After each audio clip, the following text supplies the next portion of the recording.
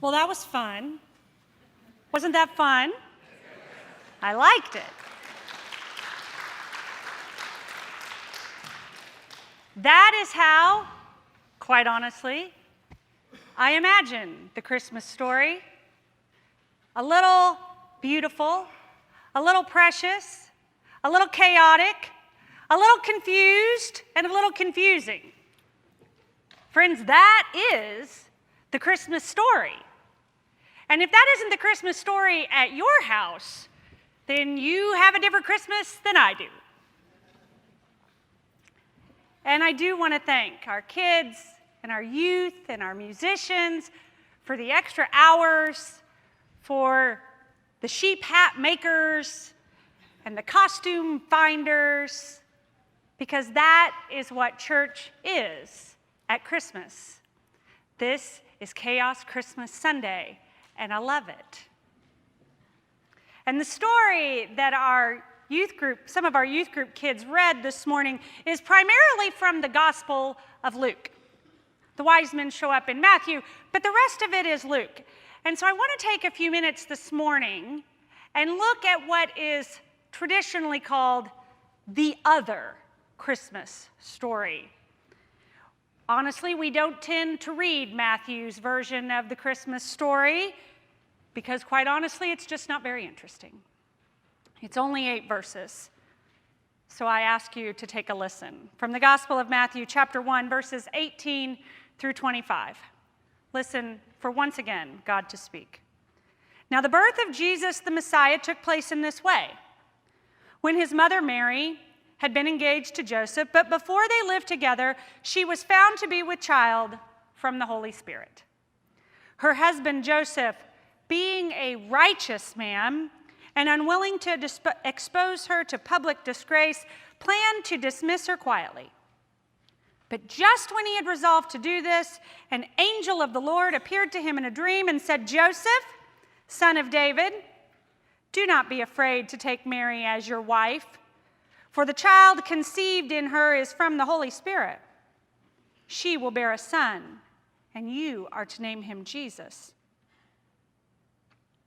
For he will save his people from their sins."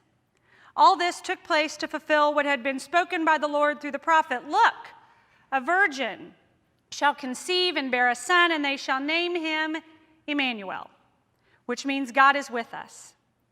When Joseph awoke from sleep, he did as the angel of the Lord commanded him, and he took her as his wife, but had no marital relations with her until she had borne a son, and he named him Jesus. Now, nobody ever made a Christmas pageant out of those 8 verses right there. Bare bones. There's only one angel, and she doesn't even sing. No shepherds watching their flocks by night. No poor innkeeper for us to throw blame. No stable. No manger. Just Joseph. I always feel bad for Joseph. He tends to get the shaft in the Christmas story. You could set out your nativity and one of the kids could walk off with Joseph and nobody would get too upset about it. But Joseph is important. And he is the most important, well, next to Jesus, but most important to Matthew in Matthew's gospel. And he is quite significant for us in this 4th Sunday as we take our Advent walk in the dark. Because, of course, where does Joseph find his calling? Where does Joseph find his calling? In the dream. Yes, thank you. In a dream. We presume it is at night because nobody ever has really great dreams in their Sunday afternoon nap. They all come in the middle of the night, about 3 in the morning. They wake you up, you can't go back to sleep. That's where the life-changing dreams tend to happen. And Joseph certainly had one of those. This dream comes at night, and it changed everything for Joseph. In this version of the Christmas story, Joseph is called a righteous man. Now, what does that mean? Well, to put it bluntly, Joe was a good Jew. He followed the law. He was a traditionalist. There was no way he could take Mary as his wife. The law was very clear about that. The rules had been set, and Joseph would follow, and he could not be the father to her child. And I imagine that Joseph must have been afraid and angry, disappointed, and certainly confused. Joseph had to reject Mary because that's what first century family values look like. And then this pesky angel shows up. These night visitors caused chaos for our character in last week's story. And once again here, of course, the first thing that this messenger of God says is, "Don't be afraid." It's always the first thing the angels say, "Don't be afraid." Sure, don't be afraid. That's easy for her to say. She's not going to be the laughing stock of the neighborhood. This angel is not going to be the one risking everything by marrying this woman. It seems Joseph had a plan. He just wanted to be able to live out his nice little plan with his nice fiancée Mary, and then the entire plan gets turned upside down on its head. This angel shows up and says, "So, change your plans, Joe." Joseph discovered that God was calling him to something bigger than Joseph might thought possible. I envision God saying, "Nice plan, Joe, but let's dream a little bigger here, guy." God always dreams big dreams. And to paraphrase another minister I was reading this week, Joseph probably just wanted a nice, quiet life. And yet God called him from the mundane to the miraculous. God called him from his comfort zone into God's holy zone. Isn't that always the case? God shows up just when we get our 5-year plan all put together, and whammo, the whole thing gets turned upside down. And in Joseph's case, it got turned upside down with Christmas. Joseph is challenged by this encounter with this angel to break out of his everyday routine and change up his plan and trust in what God is doing in the future. And this must have been an extremely difficult decision for our friend Joseph. He thought he knew just the right thing to do until this angel showed up. It seems to me that the angels of Christmas are surprisingly dangerous. They show up and challenge us to step out of our ordinariness and into the holy, usually when we aren't very excited about doing that. And here's the thing about Joseph. He makes an active decision to participate in Christmas. He doesn't just show up to celebrate Christmas. He actively says yes to Christmas. And so must we. Each and every year at Christmas, God comes to us in one way or another and says, "Do not be afraid, but I need you to help me." It happens to lots of people. God uses ordinary people in the first century to bring about Christmas, and God still uses ordinary people in the 21st century to bring about Christmas. There's this blogger that I follow. For those of you who don't know, that's sort of like writing your diary on the internet and you let other people read it. That's sort of what a blogger is. That's sort of what this blogger's like. Her name is Glennon, and she's just an ordinary mom. She loves God. She writes about ordinary stuff. She writes about smart stuff. And she tells the story of her friend who lives and works in Haiti. This was back on a blog, probably back in October. And Glennon was emailing with this friend, and the friend was telling her stories about the work that she had been doing in Haiti. And Glennon said, well, how can I pray for you? What can I do? And the friend said, well, I think you ought to come and see what we're doing here, and then you'll know how to pray and what to do. And in her blog, Glennon admits that she likes to pray for her friend in Haiti. And so she says, quote, no, thank you.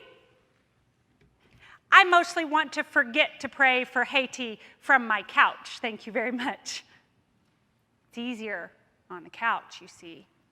It's Glennon's comfort zone. But the friend kept asking. Glennon kept saying no. And finally, the friend just said, Glennon, I need you to show up.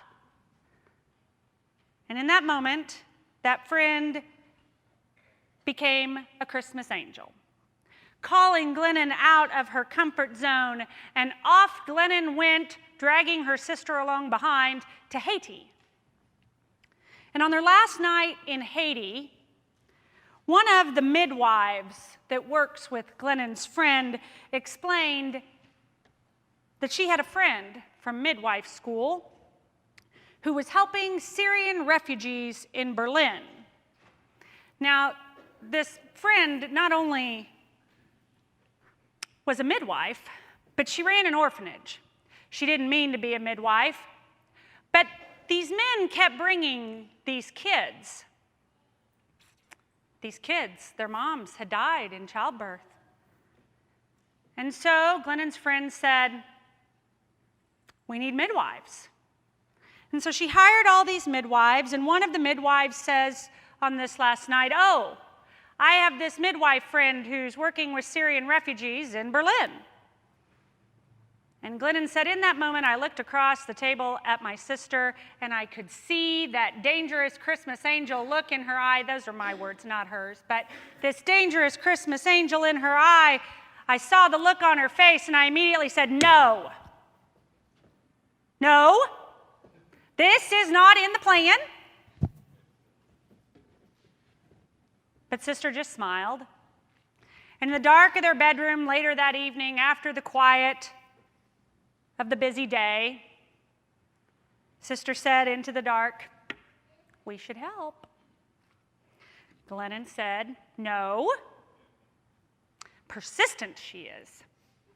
No, we have to do the next right thing.